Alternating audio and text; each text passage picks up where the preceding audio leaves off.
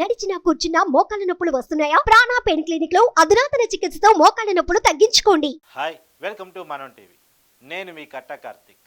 So మనం చూస్తూ ఉన్నాం కేసీఆర్ గారు జగన్ గారి భేటీని మనం చూస్తూ ఉన్నాం.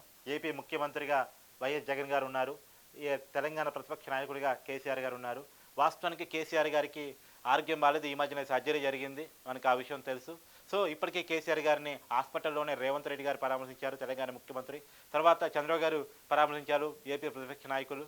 ఇప్పుడు జగన్ గారు ఏపీ ముఖ్యమంత్రి కూడా వచ్చి పరామర్శిస్తున్నారు. అయితే కేసీఆర్ గారు హాస్పిటల్లో ఉన్నప్పుడు ఒక్క ఫోన్ కాల్ కూడా చేయని జగన్ గారు ఈరోజు ఎందుకు వచ్చి కలిశారు? ఇన్నాళ్ళ తర్వాత ఎందుకు పరామర్శ చేస్తున్నారు? దీంట్లో ఏమైనా రాజకీయ ఉద్దేశాలు ఉన్నాయా? ఇదే చాలా మందిలో వస్తున్నటువంటి అనుమానం. వాస్తవంగా హాస్పిటల్లోనే ఉన్నప్పుడు అందరిలాగా పరామర్శించి ఉండుంటే ఈ అనుమానం రాకపోదు. కానీ చాలా తర్వాత అందులోనూ షర్మిలా గారు కాంగ్రెస్ పార్టీలో చేరుతున్న రోజే రావటంలో ఆంతర్యం ఏమిటి అనేటువంటిది ఒక ఇంట్రెస్టింగ్ టాపిక్. అయితే వాస్తవంగా జగన్ గారు కేసీఆర్ని గెలవడానికి మాత్రమే హైదరాబాద్ వస్తున్నారా, లేదా ఇంకేమన్నా అర్థం ఉందా? ఇక్కడ మీకు ఇంట్రెస్టింగ్ ఫ్యాక్ట్ చెప్పబోతున్నాను. ఇవాళ జగన్ గారు కేసీఆర్ గారిని మాత్రమే కలవట్లేదు, కేసీఆర్ గారి ఇంటికి మాత్రమే రావట్లేదు, లోటస్ పాండ్కి వస్తున్నారు, వైఎస్ విజయం గారిని కలుస్తున్నారు. విజయం గారిని ఈ మధ్యకాలంలో ఆయన కలిసింది ఎక్కడ అంటే 25 డిసెంబర్ క్రిస్మస్ రోజు ఫ్యామిలీ అంతా పండగ చేసుకున్న రోజు. ఆ రోజు కూడా విజయం గారు కేక్ పెడుతుంటే ఆయన తల్లితో అంటి ముట్టంటే వ్యవహరించారనే విమర్శలు కూడా ఉన్నాయి. జగన్ గారు ఆ వీడియో సోషల్ మీడియాలో చెక్కలు కొట్టింది. కానీ అదే జగన్ గారు ఇవాళ విజయమ్మని కలవటానికి ప్రత్యేకంగా హైదరాబాద్ వస్తున్నారు. కానీ విజయం గారిని కలవటానికి హైదరాబాద్ వస్తున్నా అని చెప్తే బాగోదు కాబట్టి పనిలో పని కేసీఆర్ గారిని పరామర్శించడం కోసం వస్తున్నా అనేటువంటిది పెట్టుకున్నారనేటువంటిది ఒక రాజకీయ వినికిడి. అయితే వాస్తవంగా కేసీఆర్ గారిని కలుస్తున్నారు, ఓకే.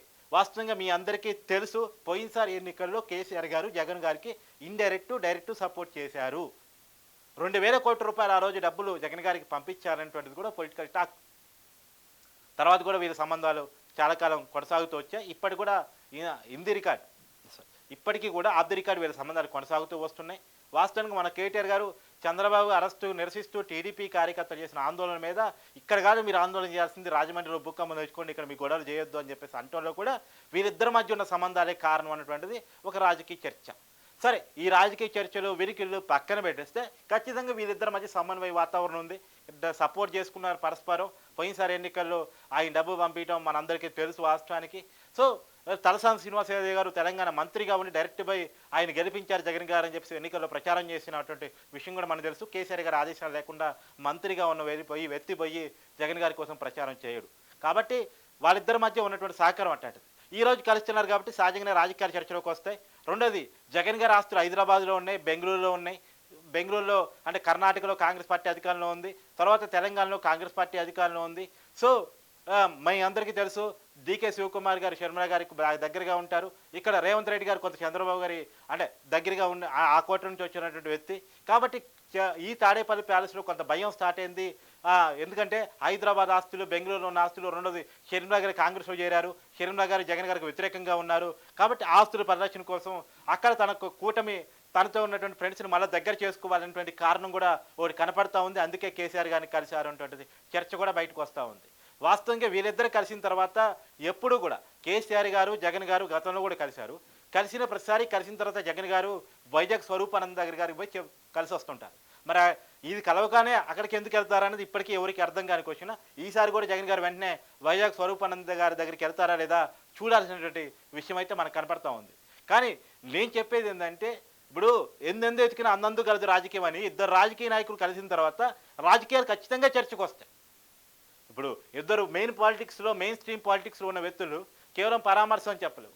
పరామర్శే కారణమై ఉంటే హాస్పిటల్లో ఉన్న రోజు కనీసం రాలేని పరిస్థితుల్లో ఉంటే ఫోన్ కాల్ ఏం చేసి ఉండేవాళ్ళు జగన్ గారు.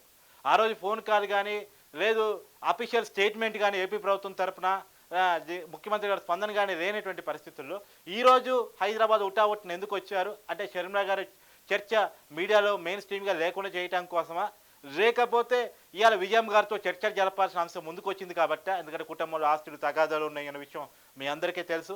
వాస్తవానికి బాబాయ్ కూతురు సునీత గారు, తర్వాత సొంత చెల్లి షర్మిల గారు జగన్ గారి మీద తిరుగుబాపట ఎగరేస్తున్నారన్న విషయం మీకు తెలుసు.